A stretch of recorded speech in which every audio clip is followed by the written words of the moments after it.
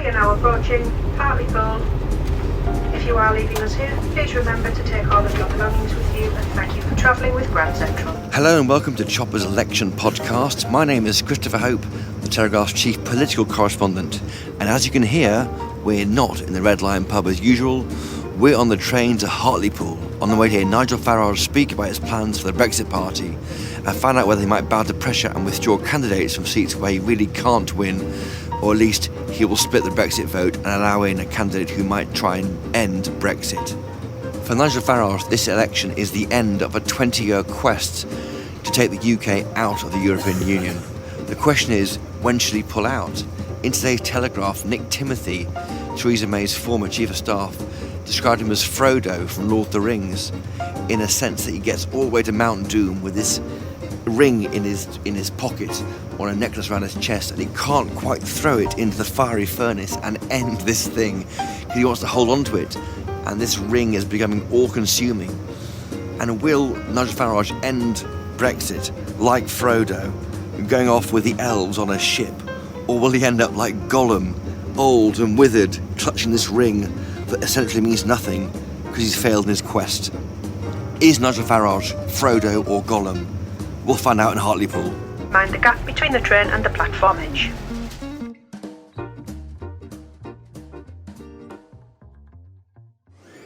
Well, we're here in the bar of the Grand Hotel in Hartlepool, waiting for Nigel Farage's big announcement or speech at midday. And gathering around us are a number of Brexit Party candidates. I've just spotted Ed Punchard, who's the Brexit Party candidate in Tynemouth. Let's see if he thinks Nigel Farage should stand down candidates to avoid splitting the Brexit vote. The truth is, I don't know. Well, I can tell you what I'd like it very much to occur, because I think, in essence, we're trying to achieve the same things. And, you know, there's obvious advantages to forming an alliance. I mean, I think that's absolutely undeniable, really. And you've had voters telling you that on the doorstep? Oh, yeah, I think that's the prevailing feeling. Why are you? Yeah, no, I mean, nobody wants in their hearts, do they, to see, on our side, on the Leave side, to see Brexit not happen. No. The question for us in the Brexit Party, of course, is what kind of Brexit will it be? And will it be one that's strong enough to fulfil the ambition of the original referendum, or won't it be? And that's obviously where this party is positioned. But if there can be an alliance that will get an effective outcome for those people who still believe strongly in Leave, like we do, then well, that would be a good thing. Are you normally a Conservative voter outside of the Brexit Party, or a UKIP supporter? Well, no, it would be fair to say that I'm probably an unusual person, because I've lived in Australia for 30 years. Now, when I was living in the UK, I was a member of the Labour Party. I was a trade unionist. I followed politics all my life since I was a young teenager, including all my time in Australia. But I think it would be fair to say I was so incensed by what's been going on in Parliament for the past couple of years that I felt that I had to do something.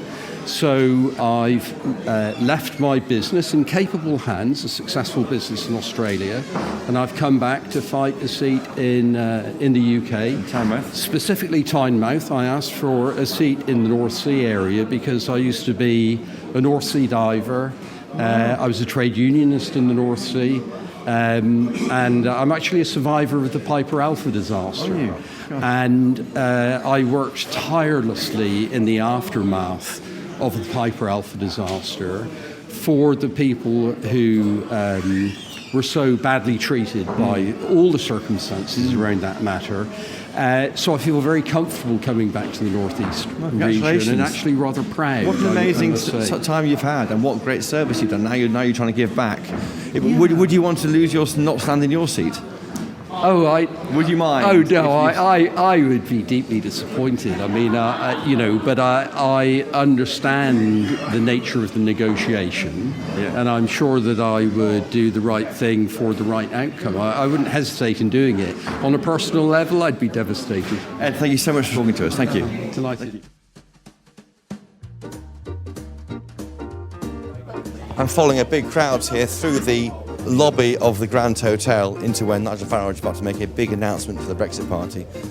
The speculation here is that he will be saying the party should stand down in some seats. Let's go and find out. welcome to the stage, Nigel Farage.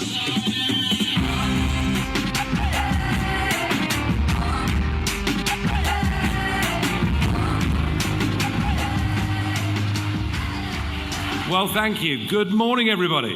I think this has been quite a long anticipated speech from what I can gather. Acres of speculation about what our general election strategy is going to be. Well, in the next few minutes, all will be revealed. We are 3.5 years on from that referendum. You know exactly what we are going to do. The Brexit Party will not contest the 317 seats the Conservatives won at the last election.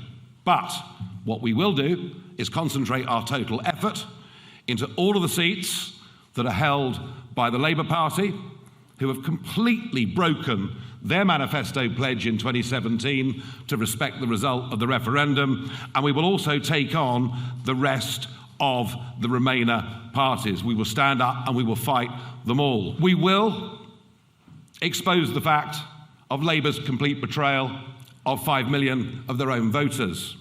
And the way that we keep Boris Johnson to his promises is we have to start to win some of these seats. That's what we need to do in this election.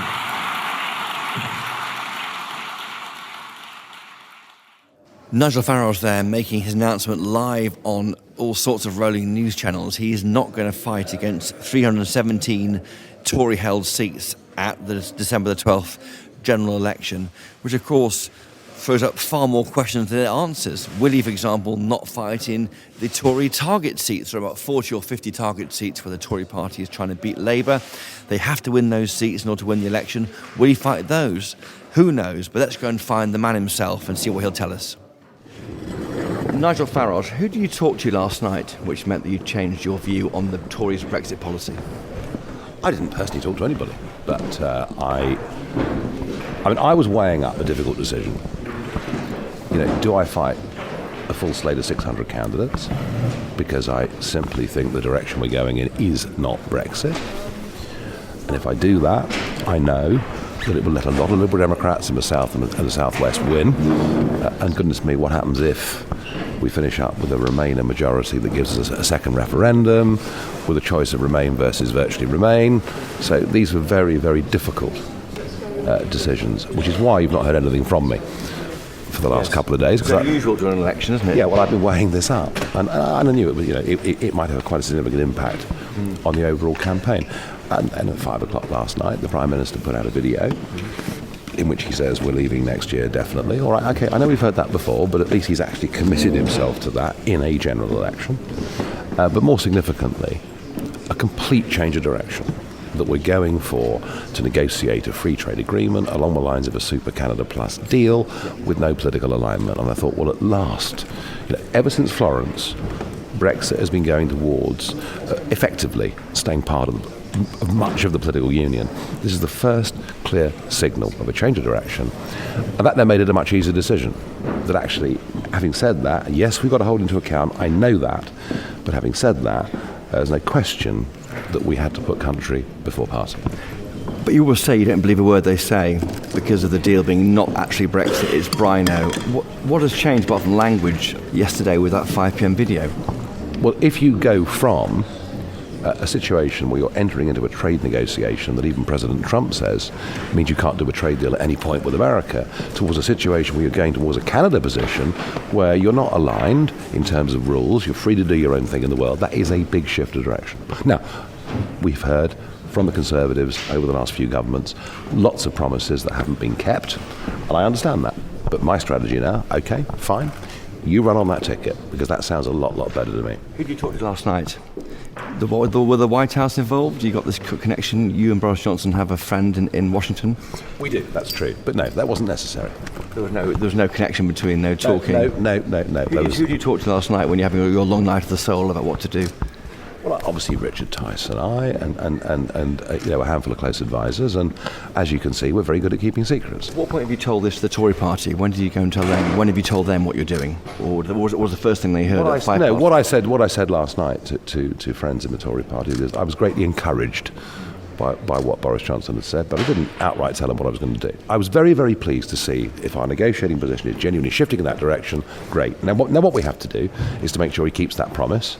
And so what Brexit Party have got to do is to win some of these Labour seats. What are you expecting back from the Tory Party? Not to stand in seats where they are very weak and they can boost the Brexit Party vote? Yeah, I've made this decision. It is a unilateral form of a Leave alliance. But there's no deal, nothing for you, no peerages, knighthoods? I don't want anything. I never have done. You're doing it for the country? I never have done. I've always believed in the cause and always believed in the issue. How does this deal change politics for good? I'm looking at your sign there. Well, it's a start. There's a hell of a lot more to do. Is it a sellout? That's what it is, though, isn't it? Against a party you've been criticising for months about Brexit. I've been deeply critical. I mean, not for months, but for almost 25 years of the direction that they're going in. As I say, I'm encouraged by what's been said. They have to be held to account. And changing politics for good, of course, is way beyond just getting Brexit delivered. It's about real political reform. It's the start, isn't it, for you? Real political reform in this country, yeah. Would you stand down in other seats where the Tories have got 40 target seats where against they're battling with Labour? If you stand there, you might let the Lib Dems in. Well, you know, or as 2015 proved, they might win seats they never previously dreamt of. And that was the UKIP experience back then. You say you're standing in 300. Yes. So that plus 317, there's still quite a big number there you're not standing in, so that allows, you know, maybe 20, 30 seats at the top of that end. It's like as many as that. No, it's about 15, because you've got Northern Ireland as well. I'm saying 300. I'm saying 300. There are some parts of the country, you know, particularly in Scotland, whether we're going to fill a full slate there remains to be seen. In Scotland, but there'll be seats where you won't, but you might do a favour for the Tories, and if they've got a chance of winning that seat, you'll support them. All I'm telling you is, I said this morning, or yesterday you thought I was going to fight 600 seats, we're now doing 300. That's the strategy. And will you instruct your campaigners to campaign with Tory candidates in some of these seats? I'll leave that decision to them on the ground. You know, they will do what they think is right, but I do think that in many ways, I mean, everyone calls it the Brexit election. Well, let's make it the Brexit election. And it can be, can't it? But you haven't talked to the candidates yet. The first they found out was at 5:30 midday on Sky News. Yes, and you know, I'm going to have some upset people who have been out there working hard, spending their own money on this for you. Putting their own money in. I know that, and it's not an easy thing to do. But I think it's the right thing to do. Have you let them down? Well, one or two. Say sorry to them now. One or two, I've no doubt will say that, but I think most will understand the decision.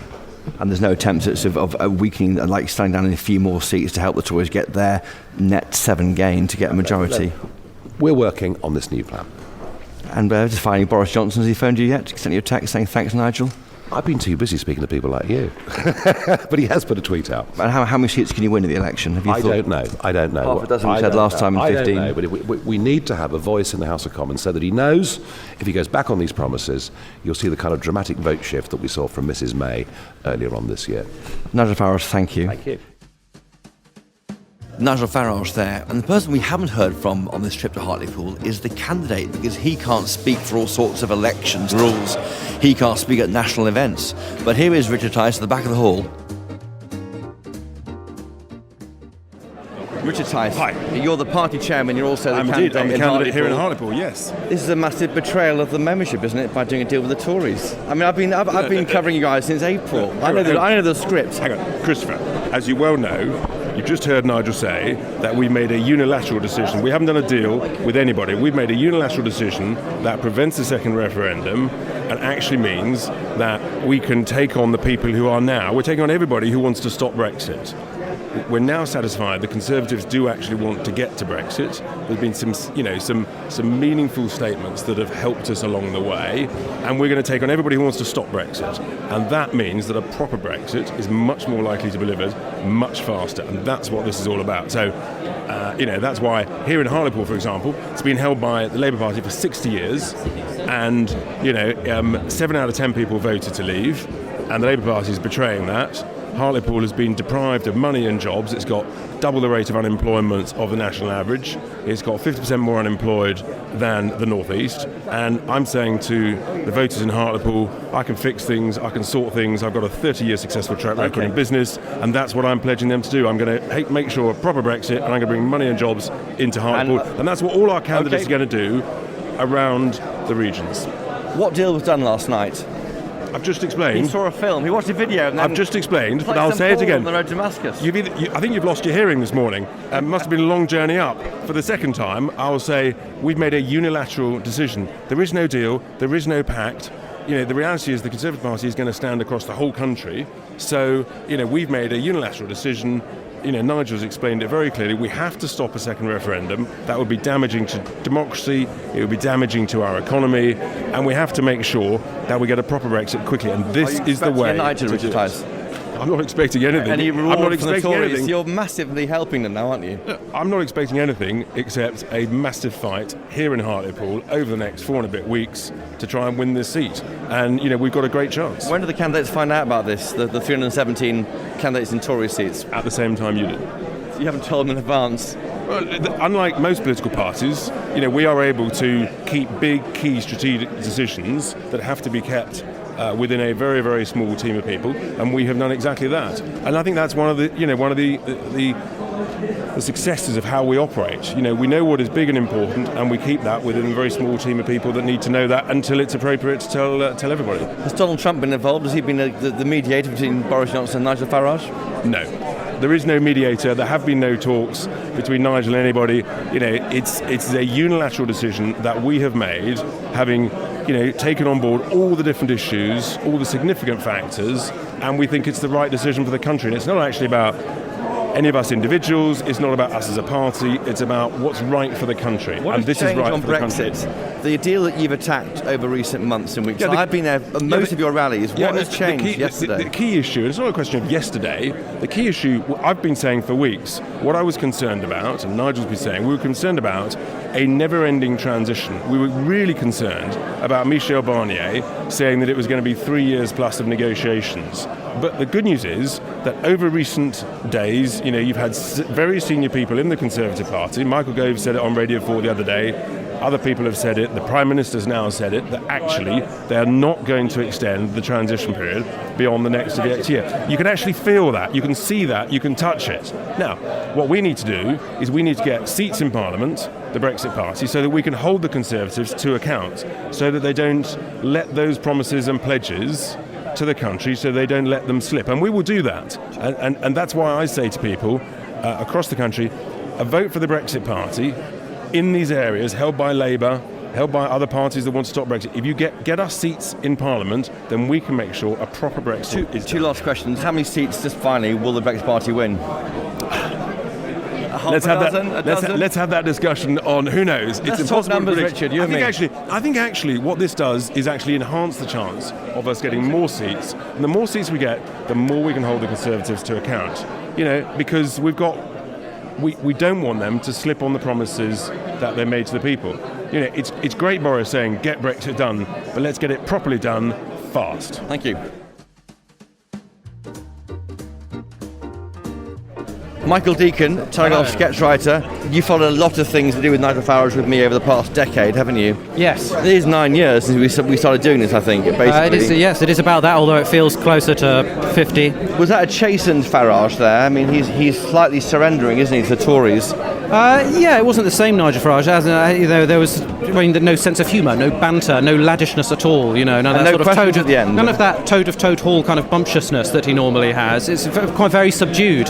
On the other hand, I don't think what he's announced is quite as dramatic as he's pretending it is, because all he's saying is he's not going to stand candidates in seats the Tories already have, but he is going to stand them in seats they desperately want to win off Labour. So actually, he could still damage the Tories in the way they were worrying about. So in effect, what he's done doesn't necessarily change anything at all.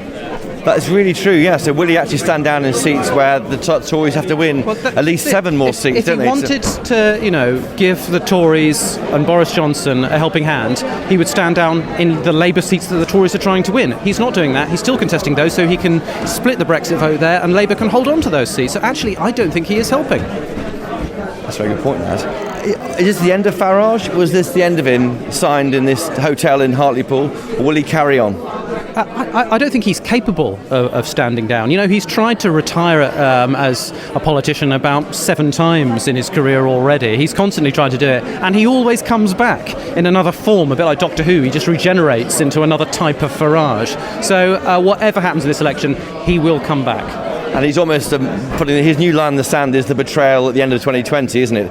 Yeah. That will, everyone assumes there might be an extension, and that will reinvigorate the Farage exactly, machine. And then perhaps he will come back with either the Brexit Party again or a whole new pro-Brexit party. Then, he will regenerate once more. Honestly, he is addicted to this and he cannot give it up. Michael Deacon, Telegraph sketch writer, thank you for coming on Chopper's Brexit Podcast. Thank you. So we're here in the ballroom of the Grand Hotel in Hartlepool. There's about, I would say, 200 Brexit Party supporters here. And they're honestly quite stunned when Nigel Farage walked out there in complete silence. No one knew what to say. Someone said, "Well done, Nigel." He said, "Thank you." Not an easy decision. But an interesting atmosphere here, not the usual one you get at these American-style rallies, far more of a British political type meeting. Let's talk to some of the supporters who've been listening to Nigel Farage. My name is Alice. I am a supporter of the Brexit Party. Alice, do you think Nigel Farage has made the right decision here? My experience of Nigel is he's well thought through, and I would imagine from what he said today that he's agonised over this decision and he's come to this because he thinks it's the best. And as he said, he always does put country before party. Is it the right thing? It makes him look a bit weak, standing down half his candidates? No, I don't think so. And you think shouldn't he go further and not stand in Labour target seats for the Tory party to help the party win those seats? I think, as I said, he's consistent in his approach to actually what he believes in and what he actually does. And as a well thought out person, he will do what's best for the country to achieve the objective of getting Brexit. Thank you so much. Cheers. I'm here with Mary Grant from Saltburn. And Mary, you're a big Brexit Party supporter, but you were cheering him. You were cheering your leader there for saying he won't fight in nearly half the seats in the country. Is that a good thing for a leader? Isn't that a bit weak? We've got to think about the country first, and if that's what Nigel says, then I back him. We have a very good Tory MP, and I didn't want to have to decide which one to vote for, and now the decision's made for me. So there's a big boost for the Tory party, isn't it? I think what we've got to worry about is letting the Labour Party in. I think that's probably bigger than losing the Brexit. It's vital we leave, in your view. Yeah. Do you think the Tories should not stand in some Labour seats to help the Brexit Party? Yes, that's a good idea. Yes, I agree. We're going to see Nigel Farage shortly. We'll ask him for you. Oh, that's kind of you. Mary Grant, thank you. Is that what you wanted? Safe journey home, Mary. Thank you. Thank you. Brexit Party supporters there summing up what they feel about Nigel Farage's announcement. And to me, it's the culmination of a 20-year journey for Nigel Farage through UKIP, out of UKIP, now the Brexit Party. He really has got to this point where he has Brexit in the palm of his hand. It is nearly touchable, nearly an achievable aim, the crowning achievement for this politician's career. And the question now is how he exit that point. And we are now starting to see a degree of realpolitik, a degree of Nigel Farage recognising he's got to do a deal with the Tory party. For many people, the deal that Boris Johnson got is Brexit. Both sides are given a bit of ground. It will allow the UK to sign trade deals out of the European Union. Why not accept it? And finally, he is slightly bowing to that. He hasn't gone all the way. He's merely done the basic minimum I think he needed to do to get past the hurdle of nominations being declared by Thursday. He is not saying that the party will not fight against Labour seats or Lib Dem seats where the Tories are targeting, and that remains a big problem for the Tories. The question now is whether Boris Johnson and other key allies at the top of the Tory party can lean on the Brexit Party, lean on Nigel Farage and persuade him not to stand in key seats where the Tory party has a chance of winning, because at that point we may be looking at a 20-seat majority for Boris Johnson, and then finally, just finally, Brexit might get done by the end of January. Thank you so much for listening to our podcast today, coming to you from Hartlepool, the Grand Hotel in Hartlepool. My producer, as ever, has been the brilliant Theo Ludis. Please tune in on Thursday, when we'll be having yet more guests to understand and explain to you the mad world of Brexit and this December the 12th election. Between now and then, if you want to tweet us, go to @Brexit Broadcast or email us, choppersbrexitpodcast@telegraph.co.uk. And always, wherever you are in the country, buy a copy of the Daily Telegraph. It's terrific. Until next time, cheerio!